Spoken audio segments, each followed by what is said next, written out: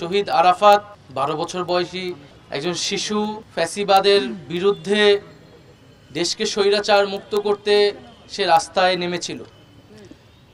আমাদের সৌভাগ্য হয়নি শহীদ হওয়ার, কিন্তু আমরা যারা জীবিত আছি আমাদের দায়িত্ব এই যে শহীদ হয়েছে যারা হাজার হাজার শিশু কিশোর এবং জনতা, তাদের যে আকাঙ্ক্ষা সেই আকাঙ্ক্ষা অনুযায়ী বাংলাদেশকে নতুন করে গঠন করা। আমরা দেখেছি যে এই আন্দোলনে স্কুল কলেজ শিক্ষার্থীর পাশাপাশি মাদ্রাসা শিক্ষার্থীদের ব্যাপক অংশগ্রহণ এবং রক্তত্যাগ আত্মত্যাগ রয়েছে। আমরা শুধু এই আন্দোলনই না, এই সরকারের পুরা 15 বছরের ফ্যাসিবাদী শাসনকালে আমরা দেখেছি যে মাদ্রাসার শিক্ষার্থীদের প্রতি বিগত সরকারের একটা আলাদা ধরনের ক্ষোভ ছিল। মাদ্রাসা শিক্ষার্থীরা বিভিন্ন সময় সরকারের রোষানলে পড়েছে, বঞ্চনা এবং অবহেলার শিকার হয়েছে। আমরা 13 সালের শাপলা হত্যাকাণ্ডের সময়ও দেখেছি যে মাদ্রাসার শিক্ষার্থীদের উপর কিভাবে পুলিশি নিপীড়ন চলেছিল,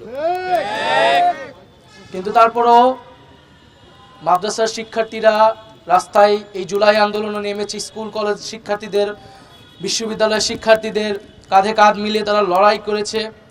আমরা সেই লড়াইকে স্যালুট জানাই, শ্রদ্ধা জানাই। এবং সমাজে যে বিভাজন শেখ হাসিনা সবসময় করে রাখার চেষ্টা করেছিল, এই জুলাই আন্দোলনের মধ্যে দিয়ে সেই বিভাজন দূর হয়েছে। এবং আর কোনো শক্তিকে, আমাদের দেশের ভিতরে দেশের বাইরের কোনো শক্তিকে আমরা আর এই বিভাজন করতে দিব না। বাংলাদেশের জন্য, বাংলাদেশের স্বাধীনতা সার্বভৌমত্বের জন্য যারা লড়াই করবে, আমরা সবাই কাঁধে কাঁধ মিলে একসাথে আছি, ঐক্যবদ্ধভাবে আছি। আমরা বিচার নিশ্চিত করব এবং যারা ইন্ডিয়াতে আশ্রয় নিয়েছে এবং ভাবছে যে বাংলাদেশকে তারা বাইরে থেকে অস্থিতিশীল করবে, তাদেরকে বলবো যে বিচারের সম্মুখীন হওয়ার জন্য মানসিকভাবে প্রস্তুতি নিন। শেখ হাসিনা বাংলাদেশে আসবে কেবলমাত্র বিচারের মুখোমুখি হওয়ার জন্য, ফাঁসির কাস্টে ঝোলার জন্য। শহীদ আরাফাত 12 বছর বয়সী একজন শিশু ফ্যাসিবাদের বিরুদ্ধে দেশকে স্বৈরাচার মুক্ত করতে সে রাস্তায় নেমেছিল। আমাদের সৌভাগ্য হয়নি শহীদ হওয়ার, কিন্তু আমরা যারা জীবিত আছি আমাদের দায়িত্ব এই যে শহীদ হয়েছে যারা হাজার হাজার শিশু কিশোর এবং জনতা, তাদের যে আকাঙ্ক্ষা সেই আকাঙ্ক্ষা অনুযায়ী বাংলাদেশকে নতুন করে গঠন করা। আমরা দেখেছি যে এই আন্দোলনে স্কুল কলেজ শিক্ষার্থীর পাশাপাশি মাদ্রাসা শিক্ষার্থীদের ব্যাপক অংশগ্রহণ এবং রক্তত্যাগ আত্মত্যাগ রয়েছে। আমরা শুধু এই আন্দোলনই না, এই সরকারের পুরা 15 বছরের ফ্যাসিবাদী শাসনকালে আমরা দেখেছি যে মাদ্রাসার শিক্ষার্থীদের প্রতি বিগত সরকারের একটা আলাদা ধরনের ক্ষোভ ছিল। মাদ্রাসা শিক্ষার্থীরা বিভিন্ন সময় সরকারের রোষানলে পড়েছে, বঞ্চনা এবং অবহেলার শিকার হয়েছে। আমরা 13 সালের শাপলা হত্যাকাণ্ডের সময়ও দেখেছি যে মাদ্রাসার শিক্ষার্থীদের উপর কিভাবে পুলিশি নিপীড়ন চলেছিল,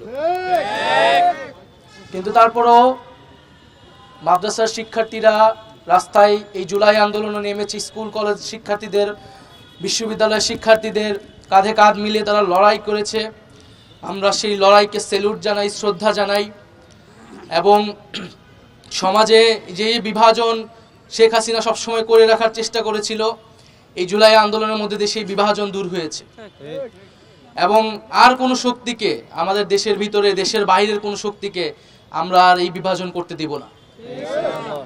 বাংলাদেশের জন্য, বাংলাদেশের স্বাধীনতা সার্বভৌমত্বের জন্য যারা লড়াই করবে, আমরা সবাই কাঁধে কাঁধ মিলে একসাথে আছি, ঐক্যবদ্ধভাবে আছি। আমরা বিচার নিশ্চিত করব এবং যারা ইন্ডিয়াতে আশ্রয় নিয়েছে এবং ভাবছে যে বাংলাদেশকে তারা বাইরে থেকে অস্থিতিশীল করবে, তাদেরকে বলবো যে বিচারের সম্মুখীন হওয়ার জন্য মানসিকভাবে প্রস্তুতি নিন। শেখ হাসিনা বাংলাদেশে আসবে কেবলমাত্র বিচারের মুখোমুখি হওয়ার জন্য, ফাঁসির কাস্টে ঝোলার জন্য।